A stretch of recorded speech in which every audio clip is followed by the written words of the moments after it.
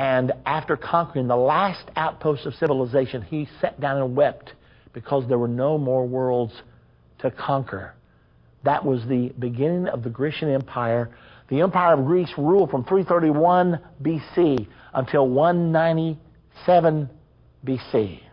Then came the segment of iron, the legs of iron.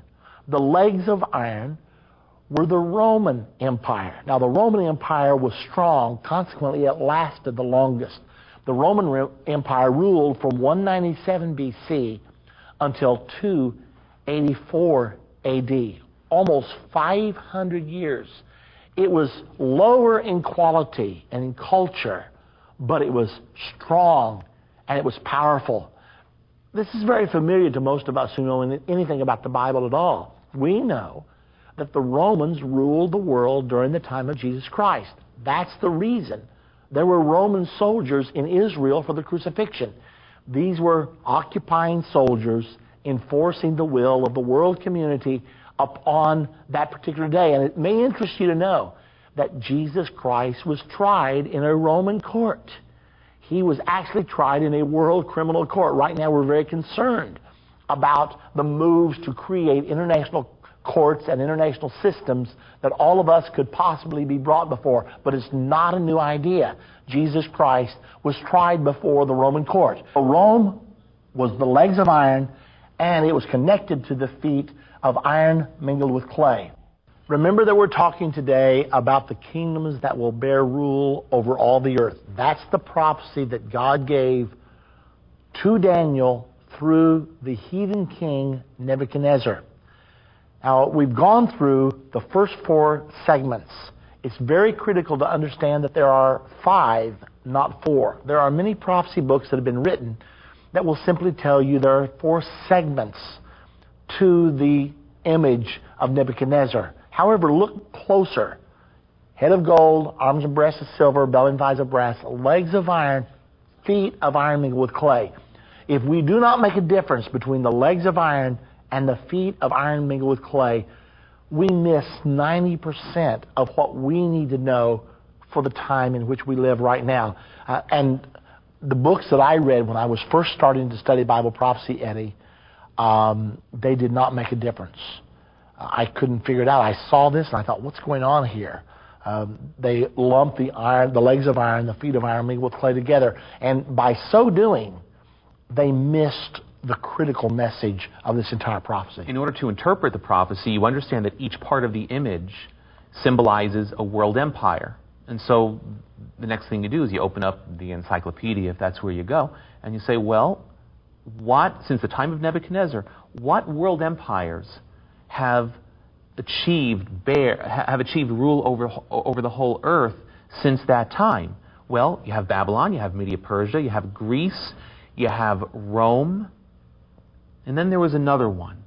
And that's what we're going to discuss here. We're going to look at the feet of iron mingled with clay. Now, iron is as you mentioned earlier, a carryover element from the legs of iron. The iron appears in the feet, but now another element, clay, is added into that. And it's so amazing how accurate this prophecy is. We've got the Roman Empire, iron, and the next empire is the Holy Roman Empire, and God carries the iron over. Now remember, this was all written before there was a Roman Empire, let alone a Holy Roman Empire, but Almighty God knew that it would happen. Now, in order for us to understand this, it's very critical that we understand the difference between the Roman Empire and the Holy Roman Empire. The Roman Empire ceased to exist around 300 AD. The Holy Roman Empire wasn't even born until 800 AD. 800 AD officially marks the birth of the Holy Roman Empire. What happened was the Roman Catholic Church had become such an incredible, powerful force in the world by 800 AD that the Pope wanted to dominate the world. He couldn't do it alone, however. Consequently, he began to think of an alliance between church and state. In 800 AD, he went to Aachen, Germany, and there he found the most powerful political leader on the earth at that particular time, a great king by the name of Charlemagne. Now, Charlemagne literally means Charles the Great. In 800 AD, upon the visit of the Pope, Pope Leo III, he suddenly surprised Charlemagne by pulling out a crown, putting it upon his head, and making the pronouncement, I now crown you and pronounce you Emperor of the Holy Roman Empire. Thus, the Holy Roman Empire was born. And thus we move from the legs of iron to the feet of iron mingled with clay. Now that started something, because over the next 1,000 years, we have had many attempts at resurrecting what Pope Leo III started back in 800 AD. I had an opportunity, Eddie, to go through the Hall of the Emperors in Frankfurt, Germany. I heard about it. Seems like nobody hardly ever goes there, and our guide said to us, why in the world do you want to go here? We're taking a whole group through the Hall of the Emperors. But it was a very impressive thing. When we went there, we walked through this big room. It actually was not a hall, it was a huge room. The first picture you see, and bigger than all the other pictures, is the picture of Charlemagne. And then they had a picture of every Holy Roman Empire all the way around the room. There's been many, many of them from the time of the birth of the Holy Roman Empire until the present.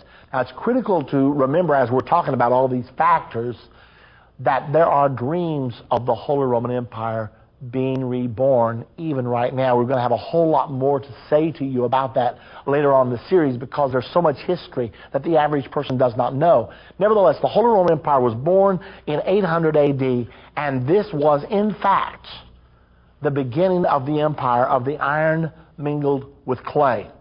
Now, this empire goes for a long time. As I said, from 800 AD until now, it's risen and fallen quite a number of times. Napoleon was one of the Holy Roman emperors. He actually planned to go to the Vatican for the Pope to crown him, but they had an argument at the last minute, and Napoleon got mad and did not go. But nevertheless, that was another revival of the Holy Roman Empire. Adolf Hitler even had dreams of reviving the Holy Roman Empire. It had been agreed, there was a concordat signed between Nazi Germany and the Vatican, because it was agreed that the Catholicism would be the official religion once the world was conquered and dominated. And that's a fact that a lot of people don't know, but it is the truth.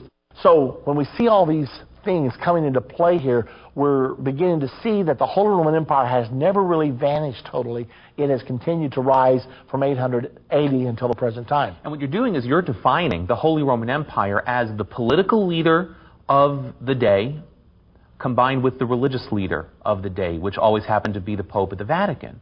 So when we talk about the Holy Roman Empire, we're talking about a combination between those two, a partnership, a marriage between politics and religion. Yeah. And in case any of you are watching these tapes and don't know, Eddie and I host every day a daily prophecy talk show which is aired around the world called Politics and Religion. That name was born out of the understanding that we're expressing to you right now from this prophecy given 2,600 years ago to Daniel through Nebuchadnezzar. Now we need to look at the toes of this image. In Daniel chapter number 7, verse 24, it tells us that this beast had 10 toes. And that's the image actually. The 10 toes symbolize something. We have studied previously about a 10-horned beast. This is another picture of the exact same thing. The 10 toes symbolize 10 kings that will be joined together in the Holy Roman Empire. Now this gives us some insight as to where the Antichrist will ultimately come from, because the Bible teaches that the Antichrist will come up among the 10 kings. Whether it's symbolized by the 10 horns or the 10 toes, it's the same thing. So we know that the Antichrist has to come out of the Holy Roman Empire. Now, if that is true, it narrows down where he can come from. We know that the European Union exists right now, and it's the old traditional seat of the Holy Roman Empire. However, right now there are 15 members in the European Union. If the Antichrist is to come up among 10, there's going to have to be a shakedown of the 15 members, and that could happen. However, something else could happen.